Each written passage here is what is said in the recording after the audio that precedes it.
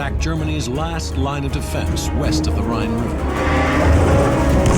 This was one of the heaviest battles on the Western Front during the Second World War.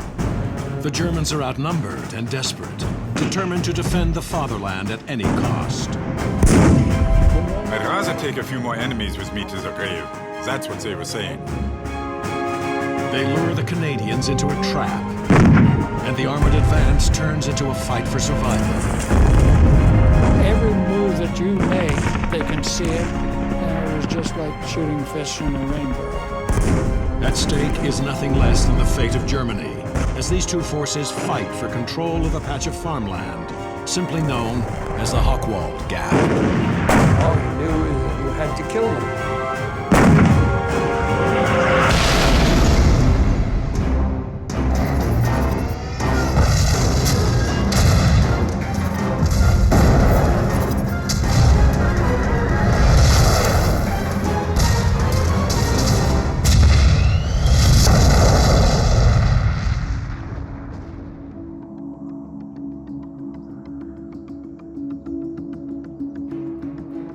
The Rhineland, fertile farm country in western Germany.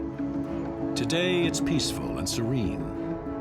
But in the winter of 1945, it's the scene of one of the most ferocious and costly battles of the Second World War.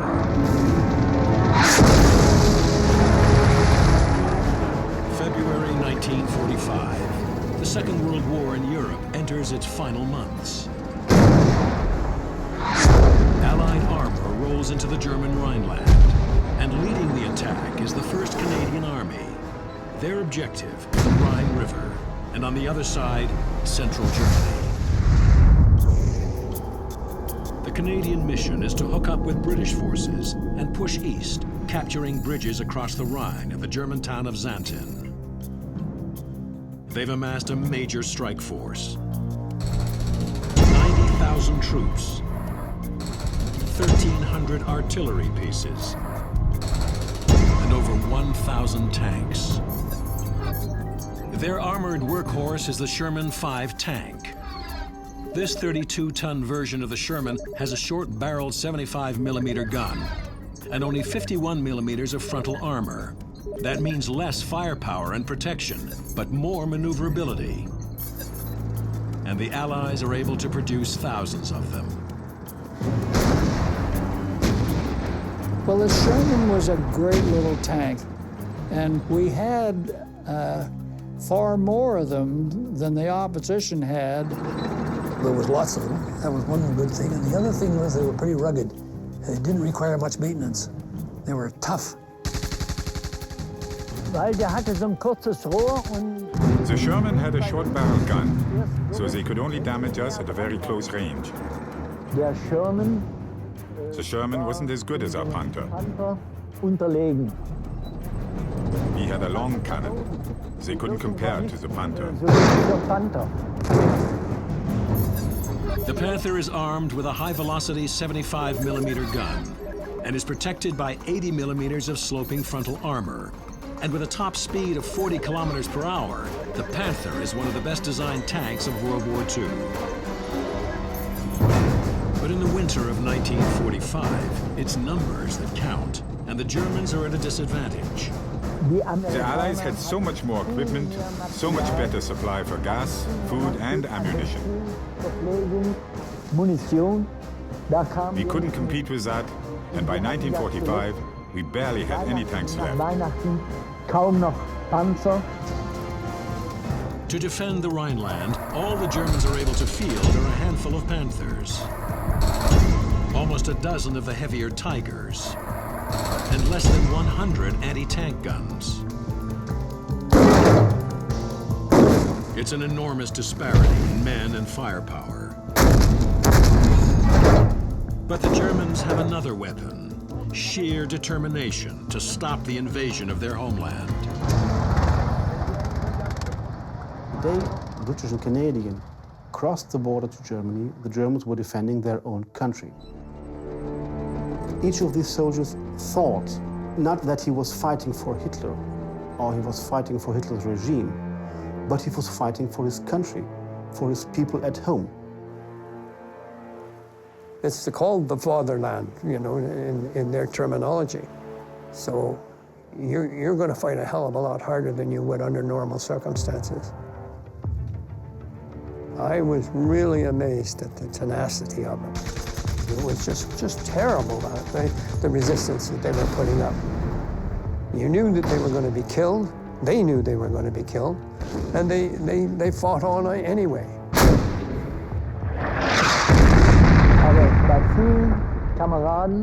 For many of our men, their homes had been destroyed.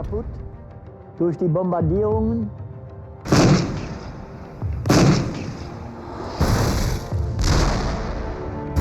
Und die haben gesagt, And they told themselves, what am I supposed to do at home? I'd rather take a few more enemies with me to the grave. That's what they were saying. The Allied soldiers had to fight around every farm they saw, every little forest they saw, every little village they saw. They had to fight.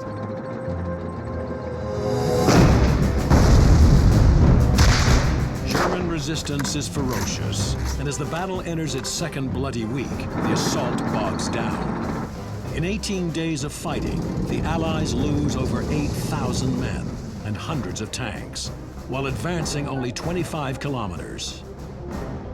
Allied command sends in Lieutenant General Guy Simmons, commander of the 2nd Canadian Corps, to get things moving.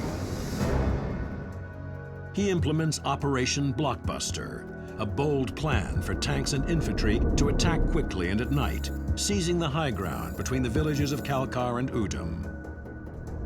This will clear the way for his main force to cross a valley and overwhelm German defenders dug in along the Hochwald Ridge, their last line of defense before the Rhine River. The Germans knew the terrain because it's their terrain. Yeah. And so it wasn't so important that they only had 10% of the army of the Allied. It is very easy to hide soldiers in these forests. It's very easy to hold up every soldier who's coming, every tank who's coming. And this made it very difficult to take this ridge as a homeland.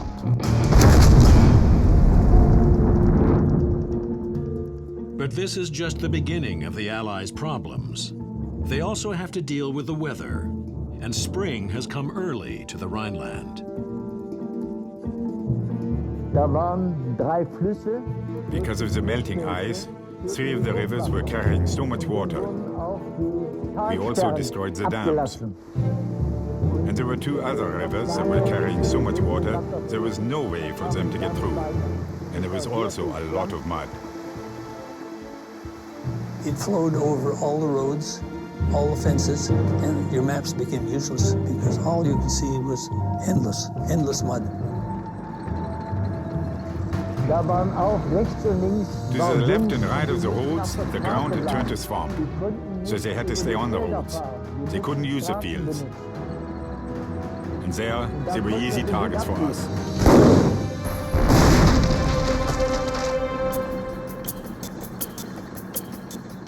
In the early morning of February 26th, Canadian infantry, supported by nearly 80 tanks of the 2nd Canadian Armored Brigade, launched Phase 1 of Operation Blockbuster.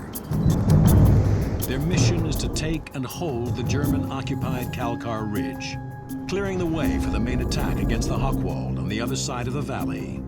It begins with an artillery barrage by 700 Allied guns. All those guns broke loose, just tremendous fire. The sound of the gunfire and the tremendous volume of it as we were advancing, our own gunfire, it was a sound that was so great you could feel it on your body.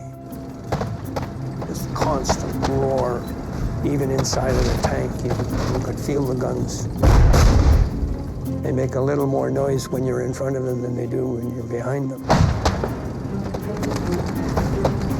It was raining very steadily. The ground It was just terrible, absolutely terrible.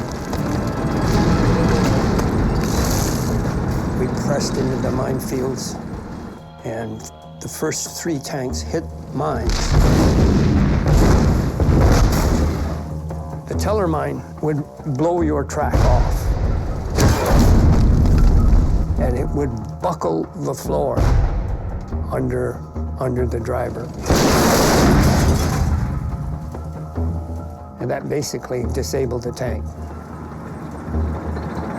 We reported that we'd hit the minefield, and the 2 IC came on the air and said, press on. And I can recall Butler said, how the hell do you press on when you're in a minefield? And this is in the dark. You really don't know what the hell you're doing. And we found sort of a little track or trail. And we turned right and went through the minefield on basically on a country lane. So the Germans hadn't minded. The loader operator's job really is, like if they're not firing immediately, is to pivot your periscope. And as we progressed, I could see 2 German tanks off as they passed a burning barn. And I yelled into the mic, German tanks. They're Panthers, and they're easily able to outgun Hale's short-barreled Sherman. I knew you can't do anything about it, particularly at a distance. But the Canadians have some additional firepower. Each troop of 4 tanks includes at least 1 Sherman Firefly, armed with a long-barrel, high-velocity cannon. It's a tank buster, the so-called 17-pounder, able to penetrate 130 millimeters of armor at ranges of almost 1,000 meters. But the long-barreled 17, you let him go in. You're not going to bother using a 75 against the front view of a German Panther. The first shot from the 17-pounder hits a barn, and the Panthers retreat in the smoke and confusion. Typical German tactics, you have the tanks in front maybe, and as soon as the attack comes in, they fire and fire, and then they back away and draw you under their anti-tank guns. Despite the danger, Hale and his squadron push on to the ridge. We got to the top of the Calcar Ridge itself, and then all of a sudden, wham, it was daylight. John Hale and fellow tankers of the Sherbrooke Fusiliers head into the killing zone. If the Canadians fail to take Calcar Ridge, Operation Blockbuster and the Allies' big push to the Rhine will be over before it really begins.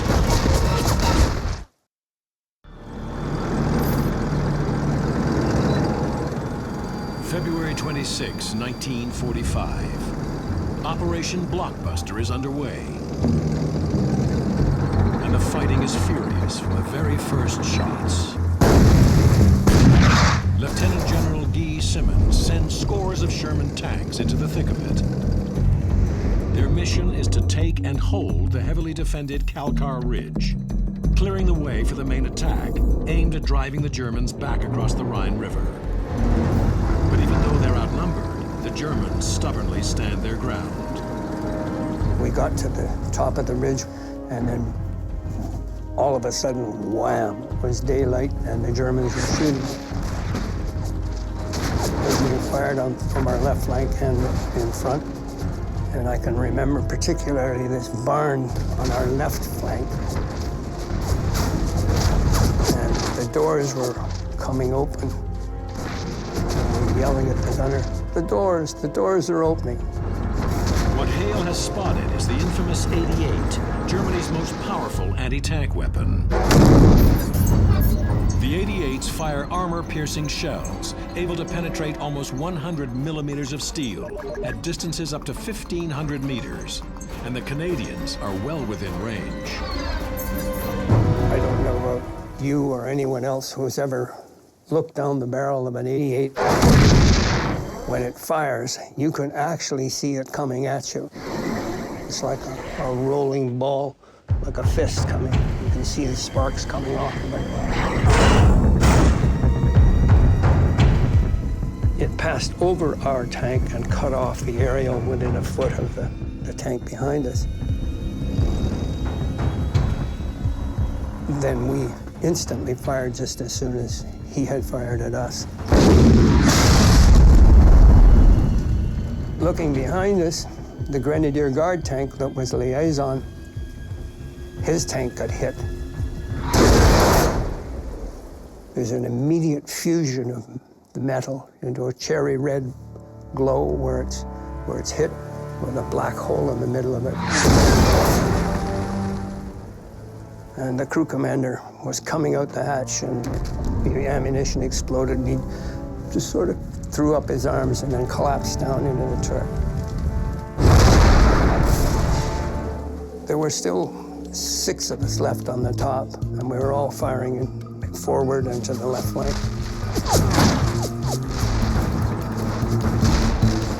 And the Germans started cutting down the farmhouse structure. They were ripping it down, and we were using it for cover. We were pulling out and shooting and so on. We couldn't withstand the amount of fire that was coming at us. We were going to all get knocked out. The infantry had dug in and could defend their position. So we fired a smoke shell for 5 of the other tanks.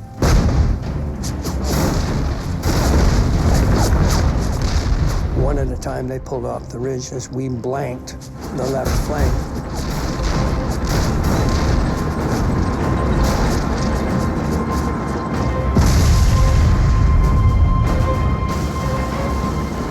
By that time, the buildings were nearly gone and just burning rubble. And we decided to pull out. And the tank, in the heavy mud, we put it in first gear and pulled ahead, but it sort of snuffled under and stopped. And a German shell fired right across in front of us. And then we started moving forward again. And then finally there was another shot came at us. And Butler was in the turret and he was standing there and he just sort of fell on the floor on his ass and he said, "Oh." And it had a strange sound to it, you know, sort of, it didn't have the crack, it had a whir. And I said, "What happened to that?"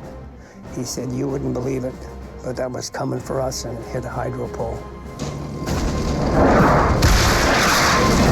We started out with a squadron and 19 tanks and 1 liaison tank, and we wound up with 6. And that's my first introduction to the Rhineland battle. More tanks join the attack, and the battle goes on into the next day.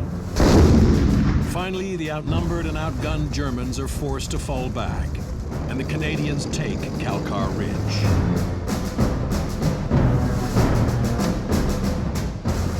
With Calcar Ridge secure, armor from the South Alberta Regiment moves forward for the main attack against the next ridge. It lies across a muddy valley and will give this battle its name, Hochwald. General Simmons' plan is for infantry supported by the tanks of A Squadron to advance towards the village of Udom and seize the rail embankment, while B Squadron attacks across the valley into a long gap flanked on either side by thick woods. The aim is to force the Germans back to the village of Xanten on the Rhine River. It's a bold plan, and it's off to a bad start. When the time came, we moved out. I can still remember driving along, or slithering along, is more like it. It took hours to go a mile. It was just unbelievable and very frustrating. They were up to the sponson in mud. And so there we were, supposed to start at 11:30 at night, and we didn't get there till 2, 3, 4 o'clock in the morning because of getting stuck, running out of gas, so on.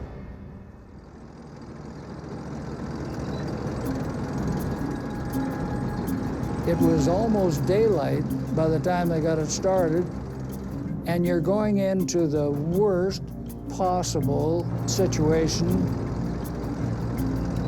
You try not to have armor go through draws or files, and here is a wood on both sides, loaded with firepower. And we're leading into this absolute killing zone. To go into that gap the way we did, and it was just like shooting fish in a rain barrel.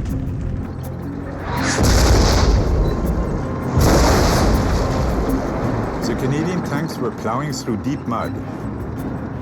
We laid our gun on the leading tank, and by the time we were ready to fire, it had already been hit. And we swung our gun to another, but that too stopped. The third tank at which we aimed fired first. And the shell burst only yards in front of us. Quickly, we realigned our gun. The tank seemed to falter, and we fired.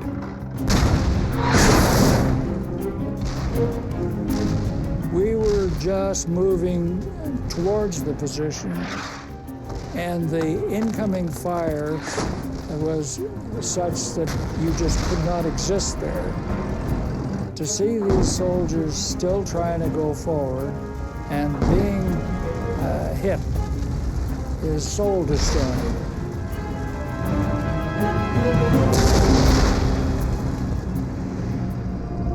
While B Squadron takes a beating at the Hochwald Gap, A Squadron advances towards the rail embankment running through the village of Udom.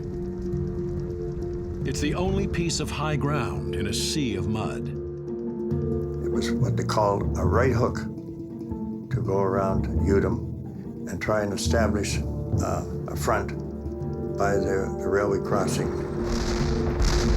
Supposedly the town looked pretty vacant, but all the time you don't take that for granted. Anything that moved, we were shooting it up.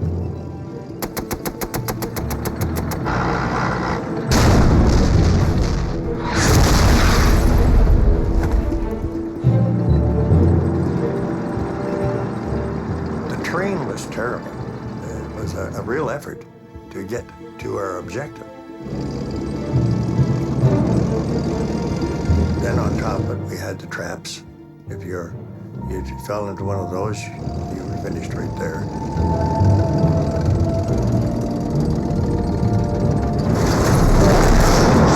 And here we were coming out onto a dike area, and unknown to us, on either side of the dike were big, deep ditches.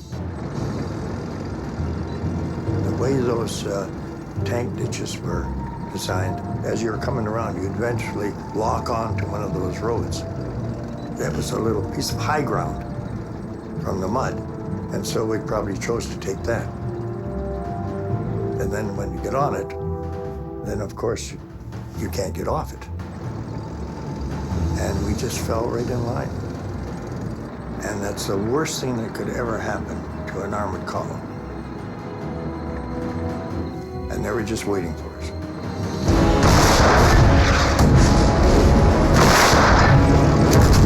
You know, we were sitting ducks.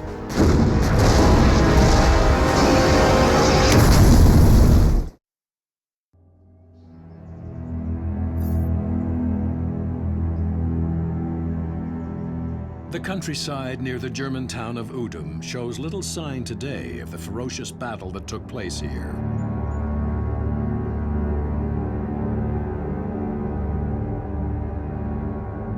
But during the final months of the Second World War, this quiet place was a battlefield.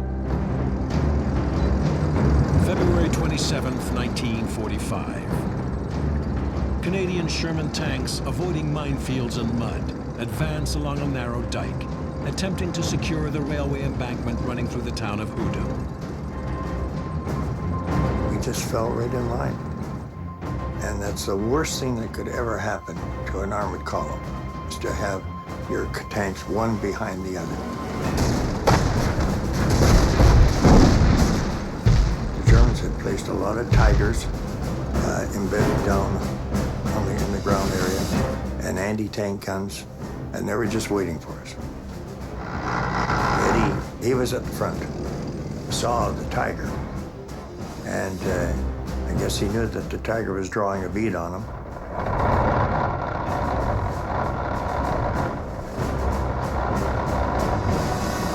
Eddie loaded up an AP, and he shot that out.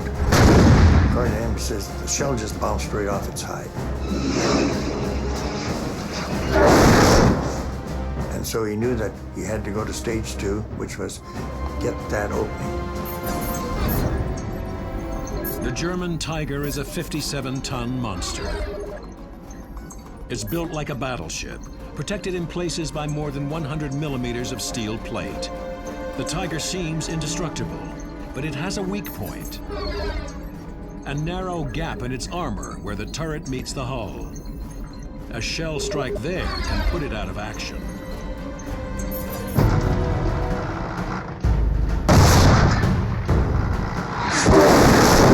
He did. He managed to jam the Tiger. But it does no good. The Canadians are caught in a trap.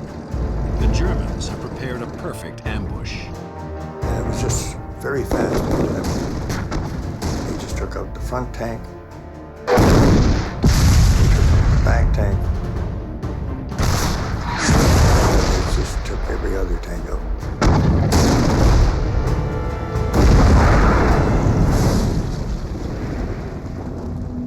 We were hit in the soft spot, like in the back. It was very abrupt, deafening, instant. Right off the bat, then you jump into action and say, you got to get out. You know that baby is burning. She's brewing up. We were fortunate, managed to get out. Corporal McGivern looked and he saw the old girl was burning up pretty bad at the back end, so he says, we got to get out of here. And he looked over and he says, there's a farmhouse. He says, it's a short distance away. He says, we'll make a run for it.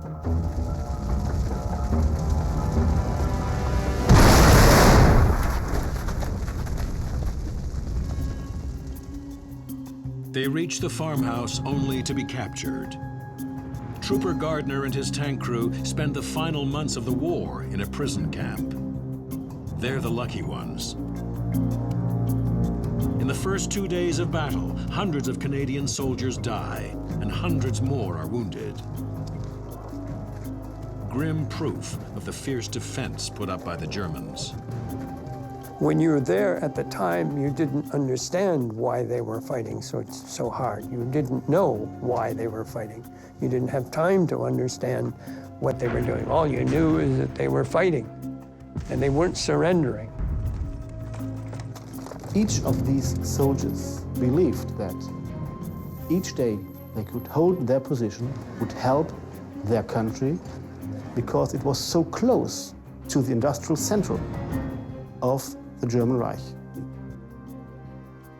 Most of the war industry was there.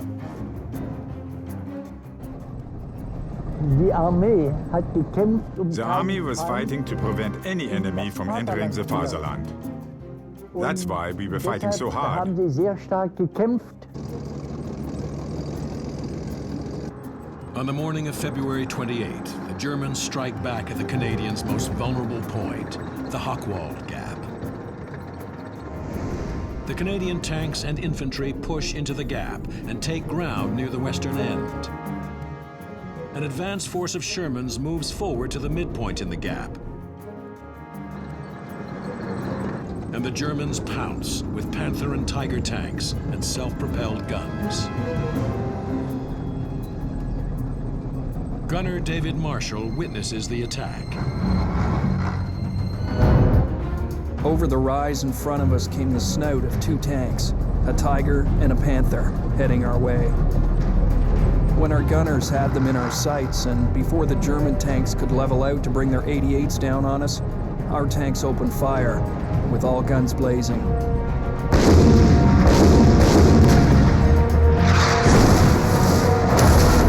We stopped the attack, destroying the Panther and forcing the Tiger to retreat.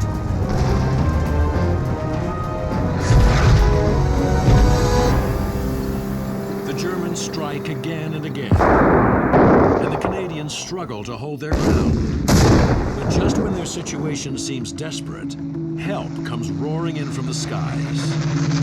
The weather started to get better, and the fighter bombers came firing rockets. The typhoons were dangerous for us.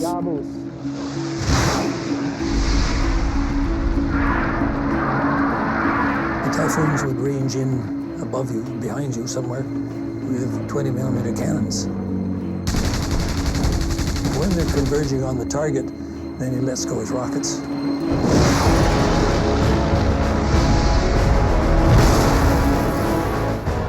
And it's just a hell of a noise, and all you see is pieces.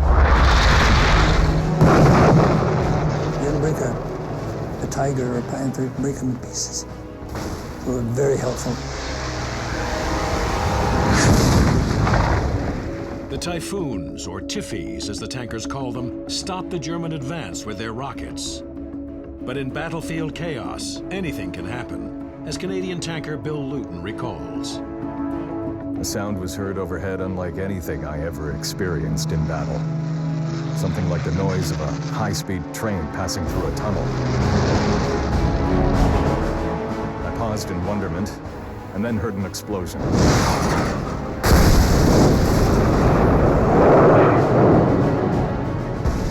I looked up to see the Tiffy flaring away. Luton and his crew are under attack by the deadliest tank killer on the battlefield. One of their own Typhoon fighter bombers.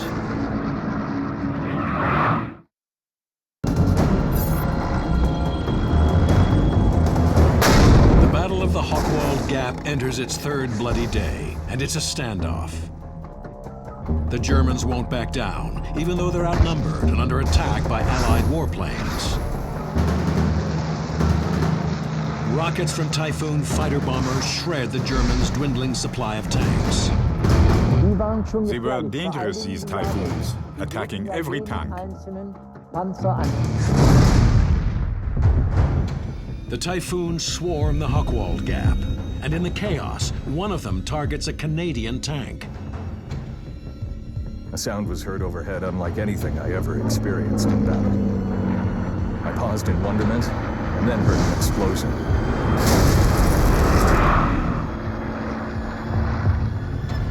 There's nothing Bill Luton and his tank crew can do but release canisters of yellow smoke to identify themselves as friendly. Smoke blossomed gloriously on both sides of the tank, and just in time.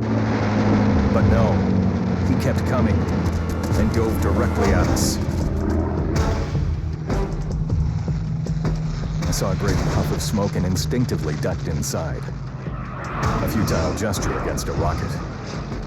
Again came the sound of the express train in a tunnel, and again the explosion.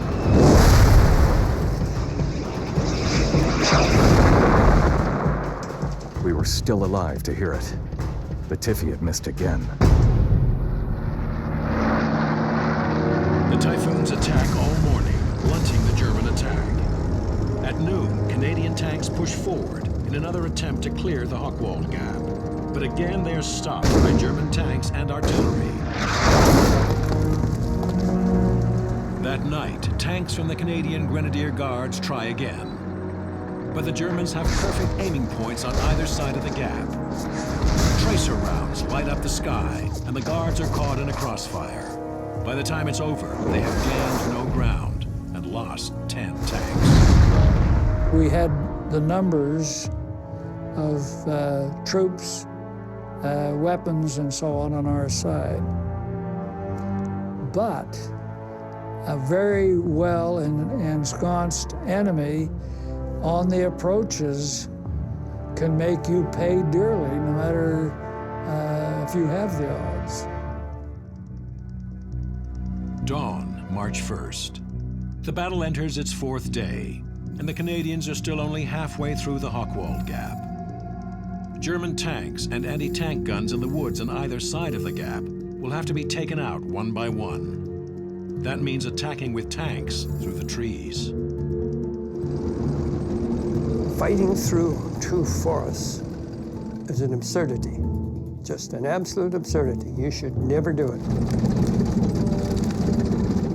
The biggest problem was the Panzerfaust, was the one-shot rockets that they had. Panzerfaust means tank fist. It's small, highly portable, and lethal.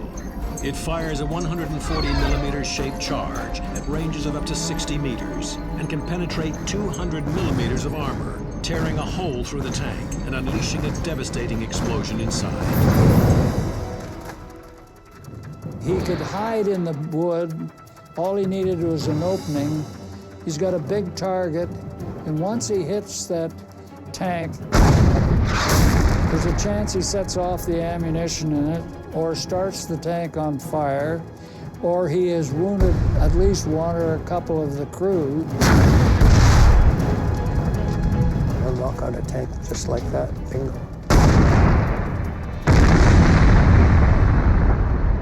I don't think tanks are that useful, but that's what you had. We were going through with the Fusiliers Montreal into the forest in daytime. And 4 tanks were in line ahead, which is not very effective, instead of being spread out. The major of the Fusiliers Montreal wanted us to use HE against this group of Germans in a clearing that was in front of us, which was our objective. The Sherman 5 carries 2 main types of ordnance: armor-piercing shells for use against tanks, and HE, or high-explosive rounds, for softer targets. You'd have to be careful and use the shock action more than the weapon. The ground shakes like an earthquake. But the Germans were protected. If you brought fire on them, they had overhead cover. And as soon as the shelling stopped, they're back into position, throw the sticks and what have you out of the way, and they're ready for business.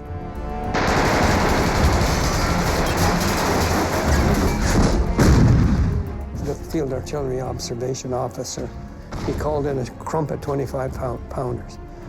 And all of a sudden, they came in and they landed on that clearing. Just the most magnificent shooting, and they just plastered about 10 or 15 rounds right in front of us.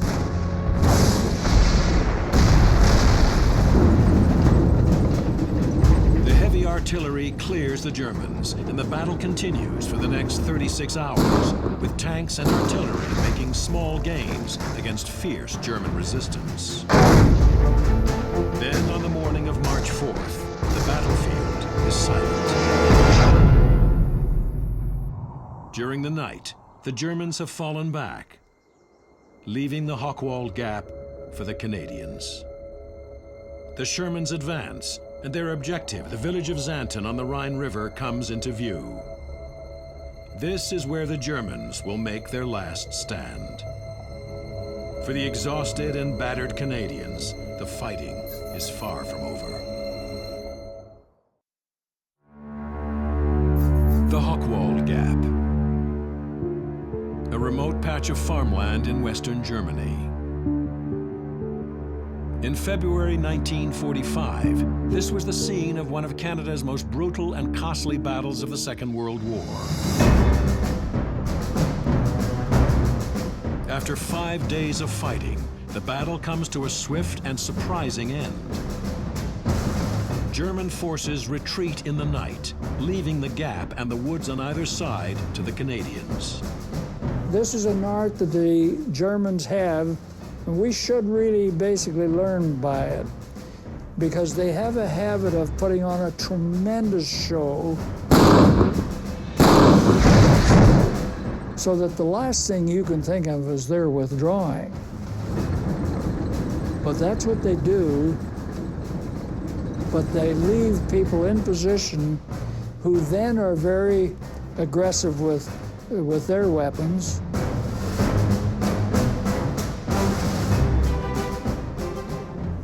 And they left 2 tanks, 2 Panthers. One was giving the other covering fire. One would sit there and poke at anybody who showed up on the top of the hill. The other guy had turned around and going like hell the other way.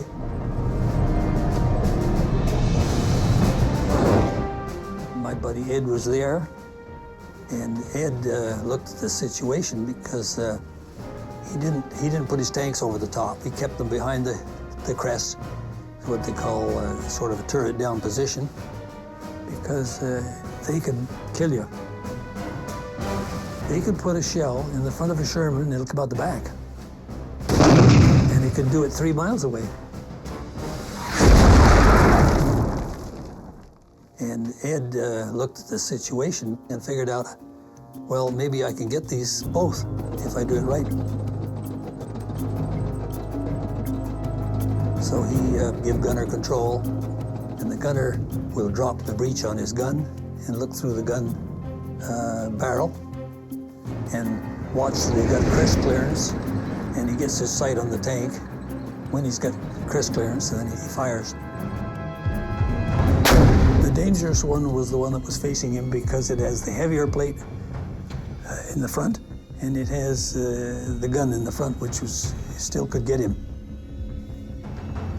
In that first tank, he was backing up along a little narrow road with ditches on the side, and he accidentally backed the back corner over the ditch, and it tipped up the next plate. It was just a flat plate, not very thick. The 45-ton Panther has 80 millimeters of sloped frontal armor, making it almost impenetrable.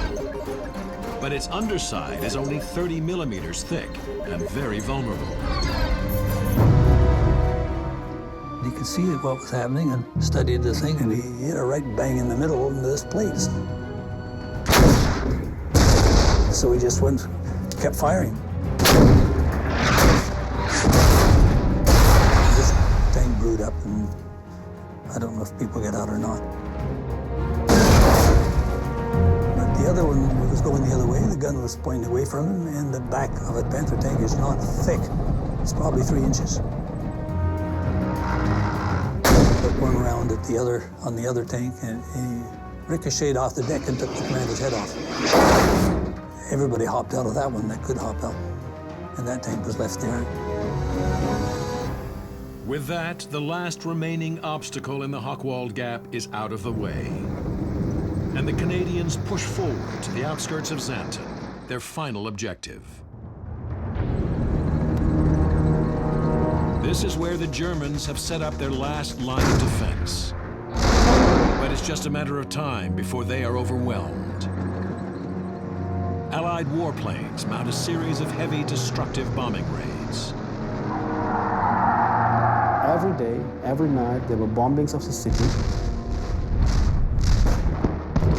The city, which was before of that never attacked, now was destroyed by about 85%.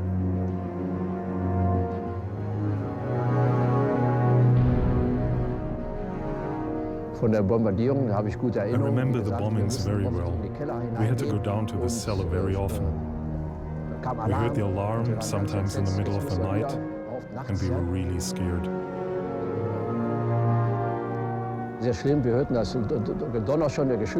It was terrible. We heard the ordnance rumbling and watched the planes dropping bombs.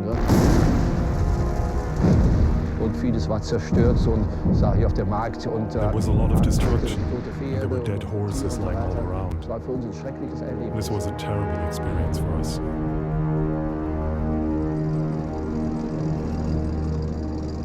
On March 7th, a month after the fighting in the Rhineland began, and 8 days after their costly attack through the Hochwald, Canadian Sherman tanks roll into Xanten. They capture the bridges over the Rhine and open the way for an all-out Allied advance into the German heartland. Germany will surrender in less than 2 months. This battle here in the Rhineland is one of the forgotten battles of World War II. It was the Canadian-British Army who opened the gate to Berlin. In the end, the casualties on both sides are appalling. The Germans lose 40,000 killed and wounded. And for the Canadians, the fighting in the Rhineland, including the Battle of the Hochwald Gap, became their bloodiest campaign in the entire war. The Rhineland, in terms of casualties, basically 5,300 dead and wounded in, shall we say, 30 days. Like, that surpasses D-Day, it surpasses the worst of the Scheldt. Strange enough, there isn't a sense of elation.